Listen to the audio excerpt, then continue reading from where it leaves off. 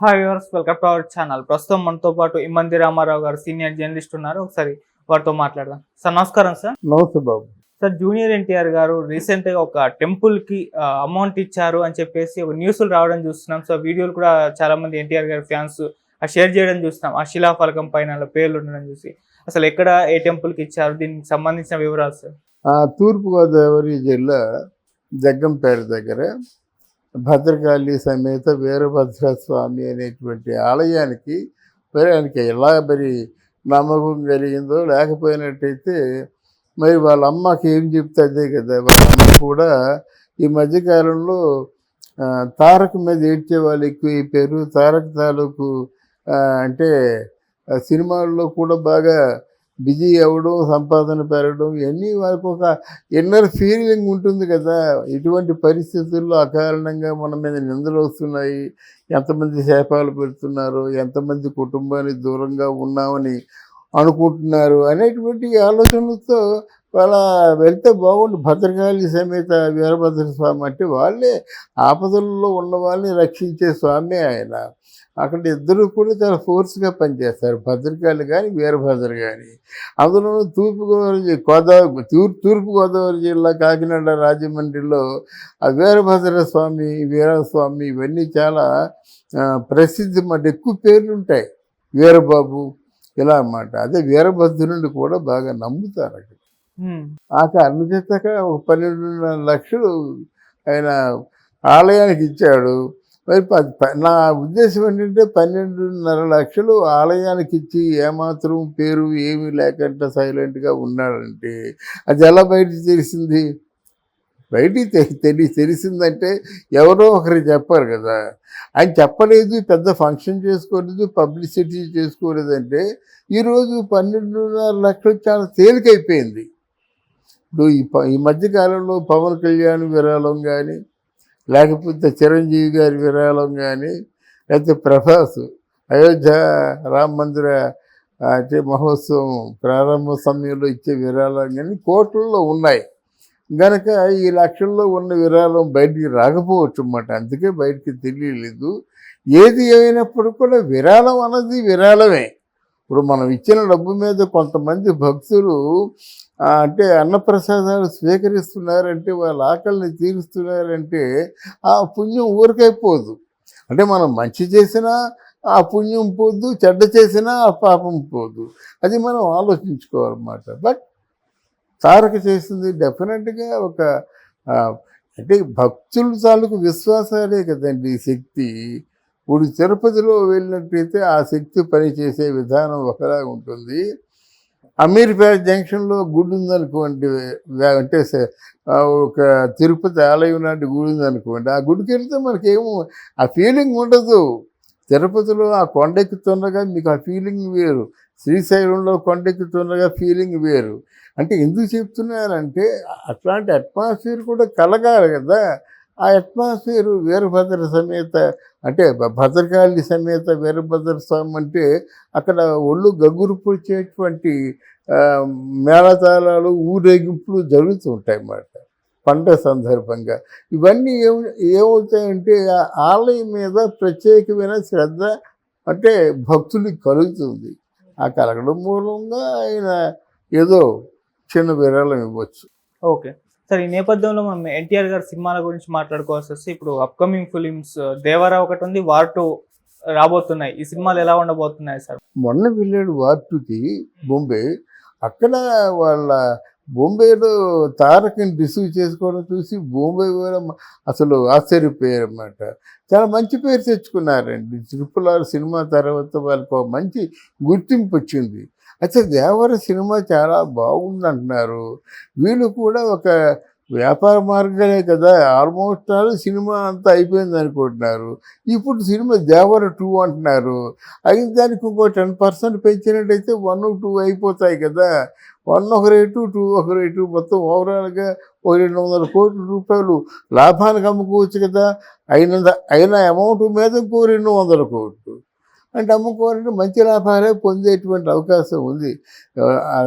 ఇక్కడ వార్ 2లో ఈయన యాక్ట్ చేసినప్పుడు కూడా హిందీ ఫీల్డ్ వీళ్ళని ఫోకస్లో ఉంచుతుంది, వీళ్ళకు పేరు వచ్చేలాగా చూస్తుందని నేనైతే నమ్మను. మన తెలుగు ప్రేక్షకులు చాలా అమాయకులు. కాంతారా నమ్ముతారు, కేజీఎఫ్ అంటే నమ్ముతారు. ఇవన్నీ కోట్లు కోట్లు వాళ్ళకి ఇస్తారు. రజనీకాంత్ సినిమాలు చూస్తారు. ఆ రోజుల్లో కమల్ హాసన్ సినిమాలు కూడా చూసేవారు. ఆ పెద్ద మనసు ఓన్లీ తెలుగు ప్రేక్షకులకే ఉంది. అదే ఇక్కడ ఇంత బిజీ షెడ్యూల్లో వెళ్ళి కేవలం రెమ్యూనరేషన్ కోసం యాక్ట్ చేయడమే కానీ, ఒకవేళ హిందీలో యాక్ట్ చేస్తే మాత్రం తెలుగు ప్రేక్షకులు అడ్డగోలుగా నీ వైపు తిరిగిపోరు అన్నమాట. తెలుగులో మంచి హిట్ ఇవ్వండి, అది బాగుంటుంది కనుక వార్ 2లో యాక్ట్ చేయడం ఆయన తొందరపాటు నిర్ణయమే అనుకుంటున్నాను. ఓకే సార్, అలాగే ఎన్టీఆర్ గారు ప్రశాంత్ నీల్ గారి కాంబినేషన్ లో ఒక సినిమా రావాల్సి అవును, సినిమా టైం పట్టుద్ది అంటారా? ఎందుకంటే దేవర 1 కాకుండా 2 కూడా రావాలి. అదే చెప్తున్నాడు కదా. వీళ్ళు ఏం చేశారంటే 1 చాలా ఎక్కువ, అదే జరిగింది బాహుబలి కూడా. ఆల్మోస్ట్ లెంగ్త్ ఎక్కువైపోయిందండి. వాళ్ళు ఆలోచించుకుంటారు, దీనికి ఒక 10-20% షూట్ అయిపోయినట్టు 1, 2 అయిపోతాయి కదా, 2 బిజినెస్ అవుతాయి కదా. వీళ్ళు రేట్ ఎంత చెప్తారు, ఒక సినిమాకి మినిమం 500 కోట్లు చెప్పారనుకోండి, ఇక్కడే ప్రాఫిట్ మొత్తం 500 కోట్లలోనూ 1, 2 అయిపోతుంది. ఇంకొక అడ్డగోలుగా 500 కోట్లు మిగిలిపోతుంది కదా. అటువంటి వ్యాపార సూత్రాలు మాత్రం తప్పకుండా ఫాలో అవుతారు సమర్థులైనటువంటి ప్రొడ్యూసర్లు కనుక. సార్, అనుష్క గారి పెళ్లి గురించి ఎప్పటి నుంచో వార్తలు రావడం చూస్తున్నాం సార్. ఎన్నో పుకార్లు వచ్చాయి, వాళ్ళని చేసుకుంటుంది, వీళ్ళని చేసుకుంటుంది. ఇప్పుడు కూడా ఒక కన్నడ ప్రొడ్యూసర్ తో పెళ్లి ఉంది అనుష్క గారికి అని చెప్పేసి వార్తలు రావడం చూస్తున్నాం సార్. అసలు ఈ వార్తల్లో నిజం ఎంత ఉందంటారు సార్? వార్తల్లో నిజం లేదండి. ఆవిడ చెప్పింది కదా, ఇప్పటికే నాకు 10-12 పెళ్ళిళ్ళు చేస్తారు, ఇంకెన్ని పెళ్ళిళ్ళు చేస్తారని చెప్పేసి.